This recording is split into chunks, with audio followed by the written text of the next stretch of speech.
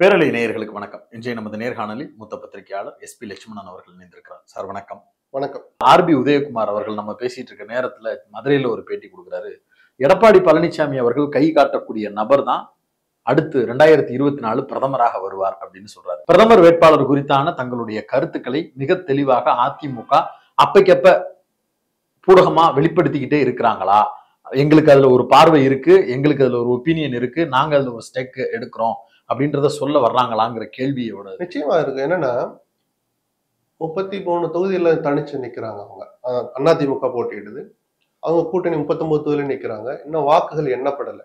ஜனநாயகத்தை நம்ம மதிச்சோம்னா அதிமுகவுக்கு வாய்ப்பு இருக்குன்னு தான் நம்ம பேசணும். யூகம் பண்ணுங்கன்னா மிக பெரும்பாலான இடங்களை திமுக தான் ஜெயிக்கும். 1-2னா அந்த எந்த 1-2 கூட சொல்ல தெரியல எனக்கு அதிமுக ஜெயிக்கும்னு. ஆனாலும் அவருடைய நம்பிக்கையை நம்ம கேலி செய்ய முடியாது. அந்த நம்பிக்கையை மதிக்கணும். ஆர்பி உதயகுமார்ல பொறுக்குப்பேட்டில் ஒரு வட்டச்சாளர் சொன்னா கூட ஆமாப்பா ஒரு 5 இடம் ஜெயிச்சிருவீங்க போல தெரியுது, அதுக்கும் வாய்ப்பு இருக்கு அப்படின்னு தான் நம்ம எடுத்துக்க வேண்டியிருக்கு. ஒரு இடத்தில் அதிமுக ஜெயிச்சாலும் அவங்க யாரோ ஒருத்தரை ஆதரிக்க போறாங்க. இதே மோடி மீண்டும் பிரதமராகிற வாய்ப்பு இருந்தா மோடிக்கு எங்கள் ஆதரவு, வெளியில இருந்து ஆதரவு சொல்லிட்டு போயிட்டு தான் இருக்க போறாங்க. அப்படி எப்படி சொல்லுவாங்க? செல்லூர் ராஜு நாம் மதிக்கும் நான் ரசிக்கும் இளம் தலைவர்னு ராகுல்ல பதிவு போட்டு 24 இடத்துல தூக்கிட்டார்ல. நான் என்ன சொல்றேன், அவர் மேல நடவடிக்கை அதெல்லாம் இதெல்லாம் கேஷுவல். அவர் ஒரு வெள்ளந்தியான ஆளு சார், அவரை போய் சீரியஸா எடுத்துக்காதீங்க. அது எப்படி சார் உள்நோக்கம் இல்லாம அவரை கடுமையா விமர்சிக்கிற ராஜன் செல்லப்பா கூட அண்ணன் எல்லாரையும் பாராட்டுவாரு, அவசரத்துல இதையும் பாராட்டாரு, என்ன ஒண்ணு எலெக்ஷன் முடியறதுக்குள்ள பாராட்டிட்டாருன்றாரு. நான் சொல்லட்டுமா, சட்டமன்ற தேர்தல் இருக்கிற இந்த கூட்டணி ஒண்ணு அமைய போகுது இல்ல, இப்ப இருக்கிற கூட்டணி அப்படியே தொடரும்னு நினைக்கிறீங்களா? இல்ல, காட்சிகள் மாறும். எல்லாம் சுயநலம் கலந்ததுதான் அரசியல். அரசியல் சுயநலத்தின் உச்சம். அப்படி இருக்கும்போது காங்கிரஸ் மையப்படுத்தி சில தூண்டில்களை போடலாம். ஆனா இந்த நேரத்துல விட்டது அவ்வளவு சீரியஸ் எடுத்துக்க வேண்டாம். இன்னும் என்னவே இல்லை, என்ன நடக்க போகுதுன்னே தெரியாதுக்கு போது இப்பவே காங்கிரஸ் அதிமுக செல்லூர் ராஜு மூலமா தூண்டில் போடுமோ அப்படின்லாம் நம்ம எடுத்துக்க வேண்டாத. உதயகுமார் சொன்னதை பொறுத்த வரைக்கும் அவங்க ஒரு இடம் ஜெயிச்சாலும் அவங்க யாரையும் அடையாளம் காட்டல. எங்க ஆதரவு உங்களுக்கு தாங்க, நீங்க வந்து கை காட்டாலே தவிர நீ தான் பிரதமரான்னு சொல்ற அளவுக்கு அதிமுக நீங்க ஜெயிக்க போறதும் இல்லை, அதுக்கு அவசியம் இருக்க போறது இல்லை. புரிஞ்சுக்கிறது சார். ஆனா என்ன ஒரு விஷயம் லைன் பண்றாங்கன்னா, தேர்தல் வியூக வகுப்பாளர்களோடு சேர்ந்து அதிமுகவுக்கு காங்கிரஸ் உடனான ஒரு இணக்கத்தை உருவாக்குவதற்குண்டான வேலைகள் நடக்குது அப்படிங்கிற லைன்ல அந்த முயற்சி நடந்துச்சு. ஆனா கைகூடல இந்த முறை. ஆனா இது அடுத்த முறையும் நடக்காதுன்னு நம்ம சொல்ல முடியாது. புரிஞ்சுக்கிறேன். அது திமுகவினுடைய கைகள்லயும் இருக்கு, அப்பப்போ நடக்கிற சூழல்கள் இருக்கு. புரியுதுங்களா? காங்கிரஸ் இப்படியே இருக்காது. செல்வ பிறந்தை புதிய தலைவரா வந்திருக்கிறார். அவர் யாரு என்ன எப்படி செயல்படுவார், அவருடைய கள வேலை எப்படி இருக்கும் தெரியறதுக்கோ காட்டுறதுக்கோ தேர்தல் களம் ஒரு களம் அல்ல. முடிஞ்சிடுச்சு. இனிமேல் அவர் கொஞ்சம் வேகமா செயல்படுவார். நாங்க வளர்ந்துருக்கோம் அப்படின்னு ஆரம்பிப்பார். எப்போ 2025 டிசம்பர்ல சொல்ல ஆரம்பிப்பார், எங்க கட்சி இப்போ வளர்ந்துருக்கு, அதுக்கு தகுந்த காரியங்களை செயல்பாடுகளை அவரும் செய்வாரு. அப்ப நாங்க எங்களுக்கு கூடுதல் இடங்கள் கொடுங்கன்னு கேட்பார். கேட்கறதா நியாயம். அது திமுக எப்படி பாக்குது?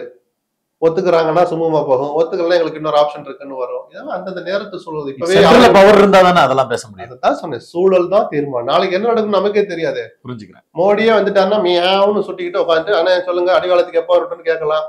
இல்ல மத்தியில் இவங்க ஆட்சி இருந்ததுன்னா அதனுடைய காட்சியில் வேற இல்ல. ஃபர்ஸ்ட் ஃப்ளோர்ல இடி விசாரணை நடத்திக்கிட்டு கிரவுண்ட் ஃப்ளோர்ல கூட்டணி பேச்சு நடத்தின கட்சி தான் காங்கிரஸ். அதை அனுமதித்த கட்சி தான் திமுக. புரியுது. இதுல ரொம்ப முக்கியமானது அதிமுகவுக்கு உள்ள நடக்கக்கூடிய பிரச்சனைகள்னு இப்ப சமீபமா நீங்களும் அதை பார்த்திருப்பீங்க. எஸ்பி வேலுமணிக்கும் இவருக்கும் ஏதோ ஒரு சிக்கல் எடப்பாடி பழனிசாமி அவர்களுக்கும் கிளம்புறாங்க. இல்ல, அது ஊடகங்கள் செய்தித்தாள்கள் ஏதாவது போடலாம். எதுவுமே இல்லைன்னு நான் சொல்ல மாட்டேன், வெடிச்சுக்கிட்டு இருக்குன்னு நான் சொல்ல மாட்டேன். ஆனால் ஜெயலலிதாவுடைய மறைவுக்கு பிறகு நடந்த தேர்தல்ல எடப்பாடி பழனிசாமி முதலமைச்சர் வேட்பாளராக அறிவிக்கப்பட்டு நடந்த கடந்த சட்டமன்ற தேர்தலில் அவர் மக்கள் நிராகரிச்சாங்க.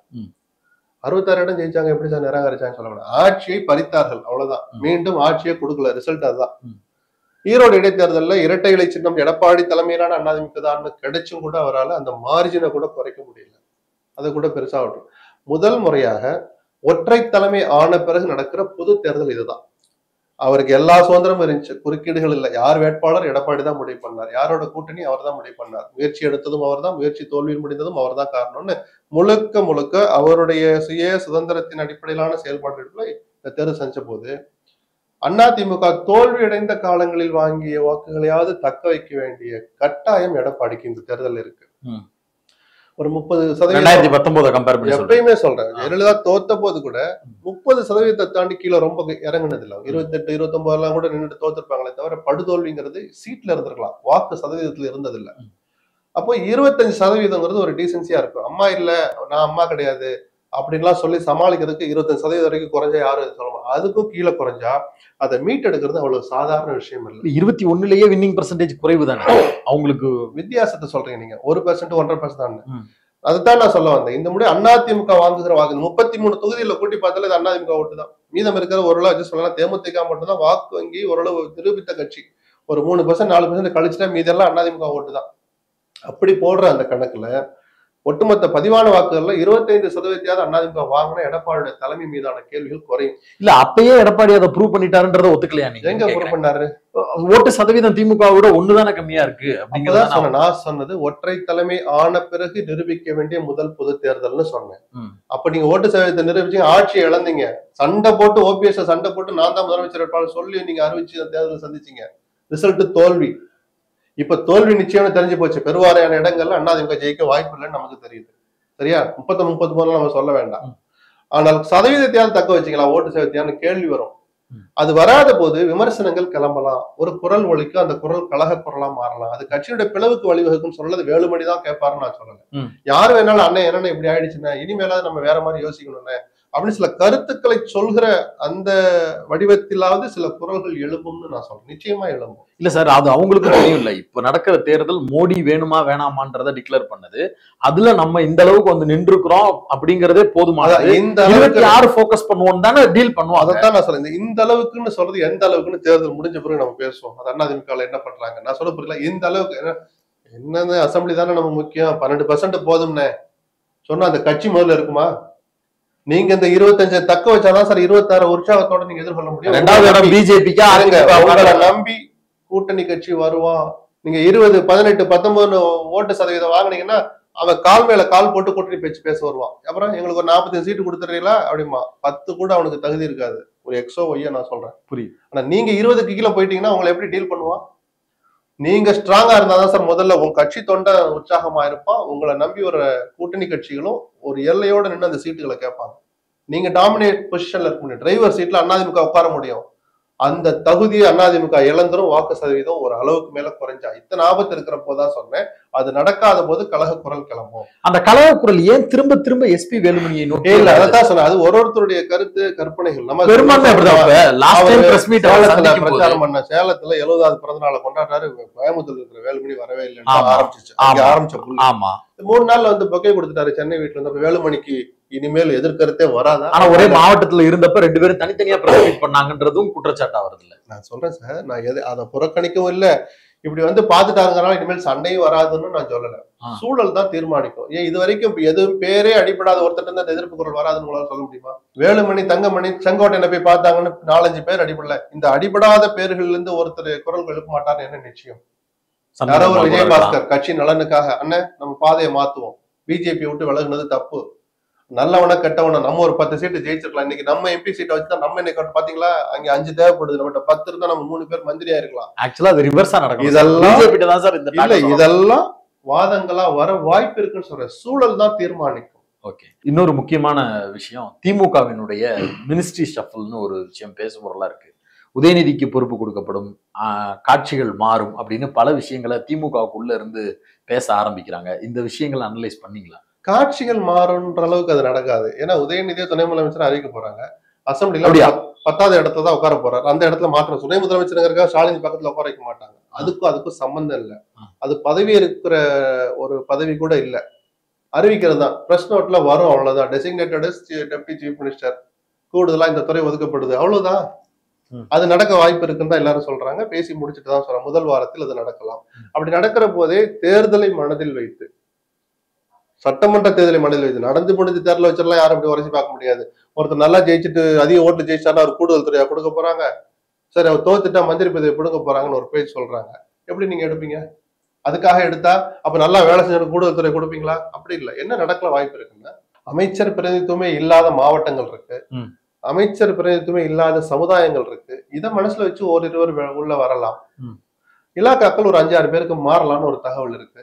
பிடிஆர் எனக்கு ஒரு நல்ல துறை கொடுங்க, நான் தான் தப்பு செய்யலைன்னு சொல்லிட்டு அல்லது செஞ்சது தப்புன்னு சொல்லிட்டு மன்னிப்பு கேட்ட ரூமுக்குள்ள கூட ஏதோ நடந்ததா சொல்றாங்க. அவரு கோயில் கோயிலா போயிட்டு இருக்கிறாரு. அவருக்கு ஒரு ப்ரமோஷன் வார்த்தையை நான் பயன்படுத்த மாட்டேன். அவர் இலாக்கா மாற்றம் அவருக்கு நடக்க வாய்ப்பு இருக்கு. உடனே ஒன்றிய நிதி அமைச்சர் ஆகிறார் அப்படிலாம் சொல்றாங்க சார். ஒரு துளி கூட அதுக்கு வாய்ப்பு இல்லை.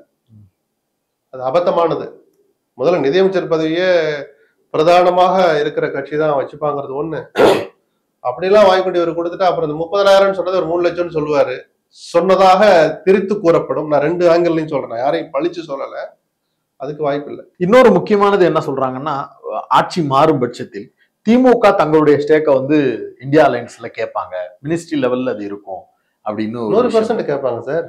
அதுக்கு தானே இந்த இந்தியா கூட்டணி உருவாகிறதுக்கு மூல காரணமே ஸ்டாலின் தானே. அவரும் ஒரு முக்கிய காரணம். நிதிஷ்குமார் ஆர்கனைசிங் பவர்ல இருந்துகிட்டு டிரைவர் சீட்ல உட்கார்ந்தாரு தவிர ஸ்டாலினுடைய பங்களிப்பும் மற்ற தலைவர்கள் வருவதற்கும் காரணமா இருந்தது. பாதியிலே இறக்கி விட்டு போயிட்டாரு நிதிஷ்.